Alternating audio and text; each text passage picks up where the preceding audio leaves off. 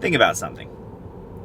If there was a mechanic that was telling you the importance of maintaining your car and continuing to maintain it, but they never actually maintained their own vehicle at all, would you trust them? Probably not, right? You think it's not that important. But yet, it's amazing to me how many video production people, maybe like you, that follow my channel aren't practitioners of actually producing content yourself for your own business. But yet you find it so easy to try to tell companies that they should hire you to produce video. I think it's one of the biggest keys to success that I've had so far. I'm gonna talk about it today. Check out our new little Scaling Creative masks there, huh? Never thought it would be something I'd have to actually or want to purchase. Welcome to 2020.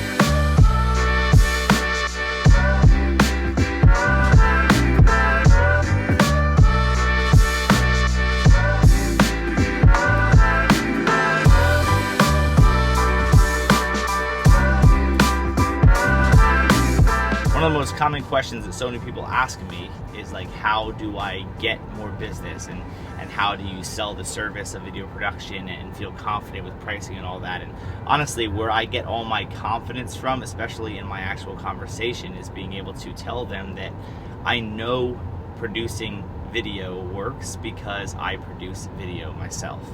And not only is it easier for me to be able to sell the service because I truly understand that it is valuable, because I've seen it be valuable for myself, but it also allows them to feel more confidence that I do it myself. So instead of me just trying to tell them that they should produce video because people will see it and, well, where should they produce it and what's the best place to produce it, when I actually know myself what works on certain platforms, and I've tested things, and I have a YouTube audience, but also I do a lot of stuff on LinkedIn and different platforms, it gets them feeling more comfortable, like, you know what, I trust that he knows what he's talking about. It's like if you were to go take golf lessons, you probably wouldn't want to take golf lessons from somebody that's no good at golf.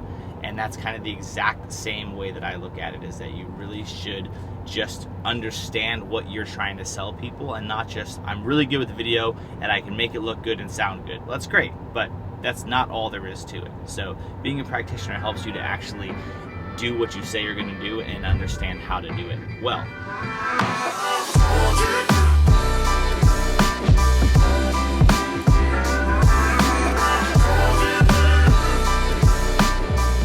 I think we can be guilty sometimes as video production people to get so caught up in doing client work that we actually forget to produce any content ourselves, whether it's for a personal brand or whether it's for the actual business. And I can't stress how important I really think it is. Some people ask, like, well, should I produce content for my company or should I produce content from me as a personal brand? And the answer is, it really depends on your situation.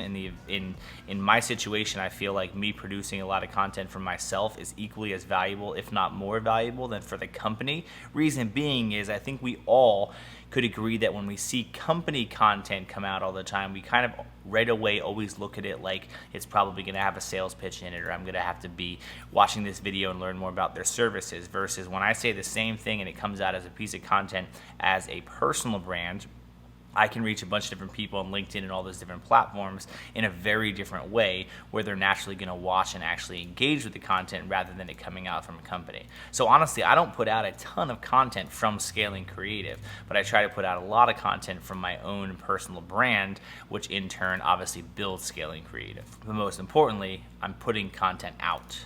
Also, in unrelated news, look, I redid the whole office. See?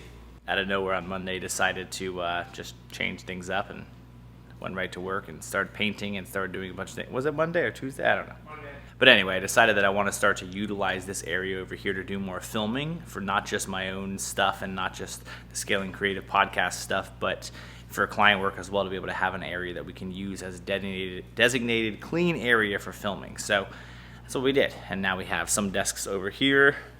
So I'm right there, right by the window. Ben's there. Allison's currently at the computer way over there. She's freezing. Allison, you all right? Doing good. It could be 87 degrees and she'd be having that blanket on, but she's freezing. But anyway, she's only over there because the computer she's working on currently is like really built into that area. But she'll be over here soon, right there. I think the mistake a lot of people make is that they say they want to create more content and they want to make more stuff on YouTube or LinkedIn or whatever, and then what happens is they fill up their entire schedule with everything that they have to do for clients and for all the work happening, and then suddenly it's Friday at 5 p.m. and they realize, I've been too busy this week, I haven't had the chance to actually put out anything for myself. But I think you have to make intentional effort of actually like scheduling in your calendar time to actually create content for yourself. And I'd advise you, if you're a person that spends so much time doing client work, but you put out nothing on your own, you should really evaluate your schedule and try to figure out how you can actually put time on your calendar for your own content. I've decided that obviously that was very hard for me to do on a regular basis, so I hired someone full-time to just help. That's Ben, who's holding the camera, to just help me produce more content because I feel like it's so important. So that's money, thousands and thousands of dollars out of my pocket that go into just me making more content, but I feel like it's important because, once again, I can talk to clients about why I think it's important for them, because I think it's so important that I do it as well. Speaking of time and calendar, it's time to move on to the next filming for the day. Great day so far. Do you think we'll get all this gear in one trip? Absolutely. You know, I never make 2 trips with my groceries. Like when I have to go up and down the stairs, I will literally break my arms off before I take 2 trips. Heck yeah. One trip. One trip, one.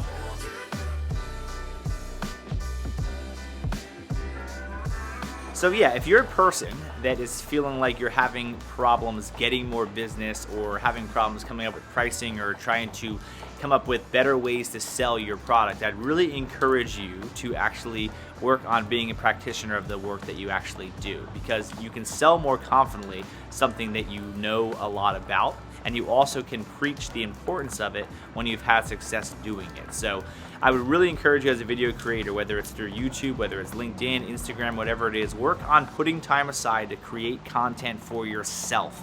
It is super valuable. Not only will you get some work out of it as you continue to do it, but it also makes you a better shooter, makes you a better storyteller. It makes you better at coming up with content when you don't really have a story in mind, which really you should be doing for your clients as well. And it just makes you overall better. I'm a faster operator of my camera and my content and just talking in front of a camera and confidently selling my products to people, because this is normal for me to do all the time. So I'd encourage you, get your camera out that you spent all this money on, and when you have a little extra time like you do right now, especially during these times, make use of it and create some stuff for yourself. You'll see that it'll make a huge difference in the work that you do. Thanks for watching. See you guys real soon. Gotta get to work.